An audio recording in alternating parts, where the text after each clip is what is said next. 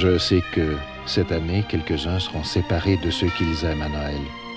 Peut-être dans une chambre d'hôtel quelconque, une maison de pension, au travail ou, pour des raisons que je n'ai pas à apprécier ni à juger, à l'écart de ce que l'on appelle la société. Dites-vous bien que si vous avez à vos côtés une présence qui vous manque, vous êtes en fait déjà moins seul.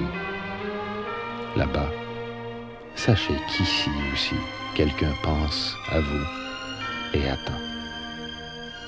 Peut-être en parant l'arbre de Noël, les nouveaux gadgets ne remplaceront jamais les vieilles décorations qu'on conserve depuis des années. L'étoile un peu écrasée peut-être, mais qui ornera quand même le sommet du sapin. Les guirlandes, la crèche et ses figurines, les babioles qu'on accroche, celles qu'on dépose sur la cheminée, sur la table de coin, la table à café et au centre de la table de la salle à manger. Oui, tout ça fait partie de ce cérémonial annuel.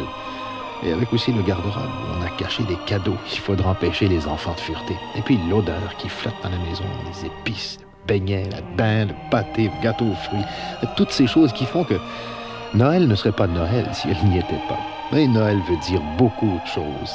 Différentes sans doute pour les jeunes qui le fêtent en perpétuant les traditions ou en établissant d'autres.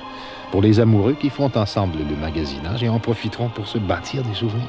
Et pour les amants qui espèrent que cette fois, ils ont trouvé le bonheur. Et aussi pour ceux qui, un soir, tout comme celui-ci, ont décidé d'unir leur vie et dont les cœurs battent encore à l'unisson. Noël veut dire beaucoup, mais avant tout, il veut dire amour.